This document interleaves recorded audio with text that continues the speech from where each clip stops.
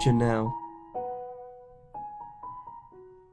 I never thought the end of the world would come like this. Sure, everyone expects there to be explosions and chaos, with the sky falling, or even zombies. But when the world ended, nobody lifted a finger. It was the middle of summer. I lived in a shitty apartment complex in the one room in the basement. There weren't any windows and they didn't provide air conditioning, so instead I brought a bunch of fans to keep myself from dying of heat stroke. To keep the outside heat from getting in, I stuffed blankets under the door. During the summer I'd stay inside for days. Being on break from university with nothing to do for 2.5 months left me in solitude most of the time. I wouldn't really go home during breaks, only because the relationship I had with my folks wasn't the greatest. Then, the day came. The day in which everything fell absolutely silent. I woke up late that morning when I realised that all the electricity in my apartment stopped working. The humidity in the air had dampened my senses. Once I finally realised the familiar whirring of the fans was absent, I tried to call my landlord to see what the problem was, but he didn't pick up the phone. That didn't strike me as odd at first, but then I noticed something. Silence. Pure, unadulterated silence. I lived in downtown Chicago, so for something to be this quiet, well, is almost terrifying, really. Normally I'd at least hear the shuffle of footsteps above me, cars stuck in traffic, neighbours chatting about the mundane things, or something of the sort, but there was absolutely nothing to be heard.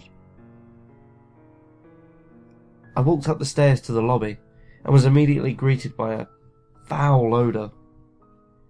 Not the smell of human waste or garbage, but something chemically, like a gas of some kind. I clenched my mouth and nose tightly as I could, as to not inhale it any longer. I thought about retreating to my apartment, but I had to know what was going on. I didn't know how I was going to hold my breath for a long period of time, but then I remembered the pawn shop down the street from my apartment. I'd stopped there a week ago to sell some items for rent money, and I remember seeing an old gas mask. It wasn't much at the time, but it was all I had. I rushed outside and headed for the pawn shop. The door was surprisingly unlocked, for all the lights were off and it didn't like anyone had opened shop that morning. Struggling to breathe, I frantically searched the place for that old gas mask. It was a black, dusty, vintage-looking one, and I snatched it the second I saw it. I wasn't entirely sure that it would work, but once I dusted it off and put it on, the nauseating smell of the gas left my nostrils. I could barely see at first, but I guess that was due to its somewhat poor condition. I left the old shop and began casually walking down the street back toward my apartment.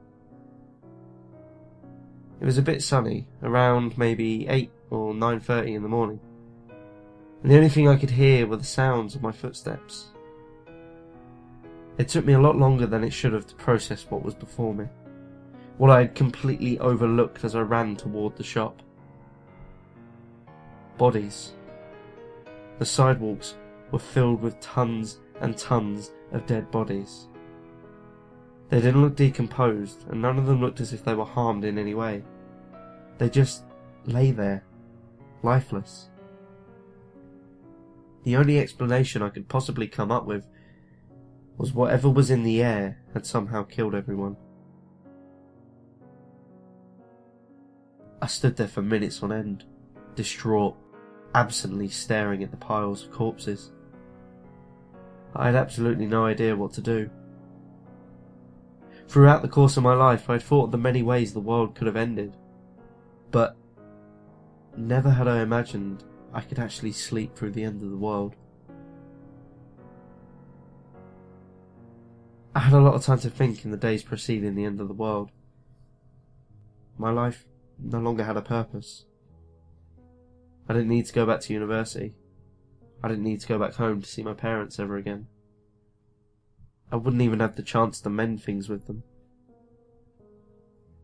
my thoughts turned to ending it all in the beginning. I never liked the idea of suicide, and after thinking it over, I realised the world would be truly over if I went through with it. The idea that maybe there were others out there even crossed my mind. I decided to continue my life normally. I'd get up every morning to brush my teeth, shower, the usual routine. Once a week I'd go to the local mini-mart to restock on food and supplies, and maybe even pick up some liquor. The day I met her was no different. I got up in the morning and followed my simple routine. I left the safety of my apartment and ventured outside to restock on supplies. The trip to the mini-mart was a bit of a walk, and daydreaming was a frequent hobby of mine. So I began to do so on the stroll back to my apartment. The sensation of tripping and falling jolts me back to reality, and I feel a sharp pain in my right leg. I look down to find myself impaled by some glass from the liquor bottle I just smashed. "Shit!" I cried. This was the first serious injury I'd had in a long time, and I'd be the only one to treat it. I pulled the glass out of my leg and winced at the sudden sheer pain. I began to put pressure on it by pressing down on the wound with my hand. I knew of a hospital about 3 blocks down from there, and I decided to limp towards the hospital despite my throbbing leg and the possibility that it could have been completely empty. I made it inside. The place must have had a backup generator because the automatic doors still ran. The lights in the corridor flickered and numerous corpses sprawled out across the floor. I was clueless where to begin searching, but the signs directed to the 2nd floor for immediate medical attention. Taking the elevator didn't seem safe. I sighed and limped up the staircase. I walked down the hallway, looking for any signs of working, salvageable medical equipment. The first room I walked past was a terrible sight. It appeared that all the people inside were in the middle of an open-heart surgery when the gas kicked in. I could tell immediately by the smell of rancid flesh. The second room I walked past had a seemingly comatose patient lying in a bed. I found a strangely placed emergency kit on one of the chairs in the room. Confused, but excited, I quickly opened it and pulled a needle and thread. The needle pierces my skin, and somehow I managed to stitch it together. This made the pain worse, in retrospect. I probably shouldn't have tried to do that. I pulled out an ace bandage and wrapped it around the side of my leg to keep the stitches from coming out. There's got to be some painkillers in this place somewhere, I thought to myself. I searched the emergency kit. Nothing. That's when I heard something I haven't heard in a long time. A voice. A human voice, no less. My head jolted towards the location of the sound, only to find a woman squatting on the floor, hiding behind the comatose man, wearing navy blue scrubs, and a surgical mask of similar colour. She had black hair, presumably pulled into a tight bun, icy blue eyes, and skin like milk chocolate. Despite the fact that most of her face was concealed by the mask, the expression on her face is noticeable. She hushed me and mentioned to get down. I did so, fighting back the urge to cry out in pain. "You have to keep quiet," she whispered. I gave her a puzzled look. "Don't you hear them?" She continued. All of a sudden, I heard a loud crash in the distance and an animal-like growling sound. "What was that?" I replied in a hushed whisper. I don't know, but they're certainly not safe to be around. We need to get out of here now," she replied in a harsher whisper. I heard another crash in the background, this time much louder and much closer. She grabbed my arm and I stood up and stumbled toward the door of the room. I peered around the corner to inspect the damage. The lights on the end of the hallway were all out, and some of the untouched bodies had fresh wounds in their chests. There seemed to be nobody there, for there wasn't a trail of blood leading anywhere. This has been going on for weeks since the gas polluted the air. I haven't seen them, but I hear them always, and they always take the hearts of the corpses. I fear that one day they'll want fresh meat. She explained. I left the room and heard her trail behind me. I turned around to face her. "What's your name?" I asked. Call me Janelle. She replied. Yourself? "I'm John. Did you work here?" I asked. Yeah, I'm an anesthesiologist. I've worked here for 5 years. Janelle answered. "You wouldn't happen to have any pain pills, would you?" I asked. I can't just give medicine to people. I heard the loud growling again, this time behind us, and closer than ever. Janelle and I jolted our heads towards the noise, to find a lifeless body being held up by an unseen force.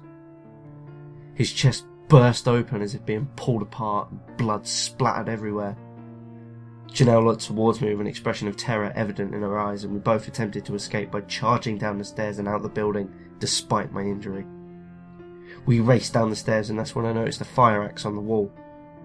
I kicked the glass in, it shattered to a million pieces. I grabbed the axe and we ran through the corridor, trying not to trip on the various medical tools and unconscious people. I began swinging the axe through the air, trying to do some damage to this invisible creature. All of a sudden, I felt myself rising, as if I were an action figure being lifted by a small child, and I panicked, dropping the axe in a mixture of shock and terror. I looked down, and momentarily saw Janelle with a flare gun in her hands, aiming it at the invisible creature, before I heard a loud bang. Almost instantly, the creature dropped me, and I collapsed to the marble floor, my ears ringing and vision fading. While attempting to stand up, Janelle ran down the hall looking for medical supplies.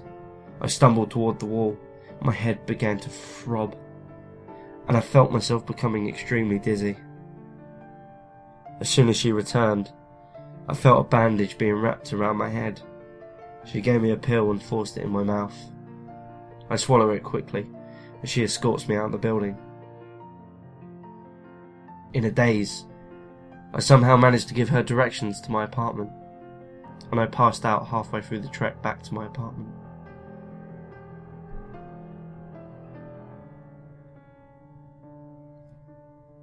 I woke up to her familiar, icy blue eyes. The parts of her face I could see were truly a sight to behold. Janelle's soft features were quite comforting, and the rays of sun glistening on her dark hair gave her a look similar to one of a goddess. Rise and shine, Janelle greeted warmly. I grinned and attempted to sit up, and realised that my head, leg and back are bandaged. I also found that the mask I was previously wearing was resting on the nightstand. "Did you do this?" I asked. She nodded. "Thank you," I replied. It's no problem, John. She replied. "No, really. Thank you. I haven't seen another human being in ages." I explain. Janelle doesn't respond, and walks over towards the kitchen and comes back with a mug filled with coffee. You don't have much in your kitchen. This is all I could find. Yeah, I was on my way back to get groceries when I ran into you. "You didn't have to do this," I replied. You're an injured man, John. You could probably use this. Trust me, I'm a doctor. She joked. I chuckled lightly and took a sip of the coffee. That's when we began talking. Janelle had been tending to a patient when the gas came in. She told me that at first, all the patients instantly flatlined. And then she noticed that her co-workers and everyone who inhaled the gas began vividly hallucinating. Shortly before passing out and not waking up, she couldn't explain why she wasn't reacting to the gas at all. She realised that she must have been somehow immune to it. Wow. To experience that firsthand, that must have been terrifying. But maybe there are more people like you. Maybe there are survivors. We can find them, I cried joyfully. I'd like to think that, John, but it just doesn't sound likely, Janelle muttered. Her attitude towards the situation wasn't pessimistic, but it wasn't very positive either. And I didn't blame her in the slightest. To be honest, I felt exactly the same. I spent the next few weeks bedridden. Janelle went out to get the groceries and other necessities once a week. I was always careful of the unnamed invisible creatures. We talked together, ate together, and later we even slept together. I was so in love with her. The only problem was that damn mask. I'd never seen her without that surgical mask, and she refused to take it off, but would never tell me why. It wasn't until much later that I realised the reason she could never take it off. That was the day she and I went outside again for the first time since we met. She had to assist me with my walking since my leg wasn't fully healed, but I insisted on going for a stroll with her. I should never have done that. As soon as we stepped outside, I felt the familiar humidity of a Chicago summer. I looked down at her and smiled. The gas mask was hard to see through, but her eyes were too beautiful to miss. I heard the familiar growling and the two of us froze in fear. I frantically searched the scenery for any signs of the monster. Janelle began to panic and we quickly tried to hide around one of the corners of the building. All of a sudden, I saw a large metal lamppost hovering in midair and it instantly drove through her stomach. Her pupils shrank and her eyes widened. She gasped for air and collapsed to the ground. I kneeled down beside her, holding her up with my right hand, and tears began to form in my eyes. "Janelle!" I cried. Tears began to well up in her eyes and trickled down her face. I ignored the sounds of the monster growling and focused only on her. John, I love you, but I'm not going to make it through this. I'm not leaving you. Janelle, please. You can take my mask off now. Those words engaged my curiosity. I caressed her soft neck and removed the rubber band on the mask with my other hand. I let go of her neck and gently removed the other side of the mask. The truth was revealed in one swift noise. It represented much more than the snapping of her jaw, as well as every other bone in her rotting corpse. It was like a metaphor, one much greater than any I had read in any form of literature. The cacophony of that single snap brought me back to reality and demolished the walls of my wild hallucination. The terrifying growl of the invisible demon ceased, and dead silence once again fell upon the city, vacant of any life. I took off my mask and ran my fingers through her once dark, silky hair, only to pull a chunk of it from her head. For the first time in ages, I inhaled the corrupted air. I was foolish in doing so, but it inevitably proved my suspicions correct. Below me were Janelle and her dead but vibrant, blue, icy eyes, as if she had died recently.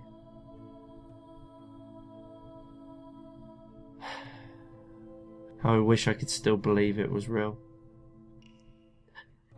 "Oh, Janelle," I shakily whispered, water accumulating in my tear ducts. I dropped the tangled mess of old hair that I pulled off her rotting head. I felt a sickly sweet sensation of nausea in my abdomen. The thought of my love dying is one thing, but the thought of her being dead from the moment I knew her is another concept altogether.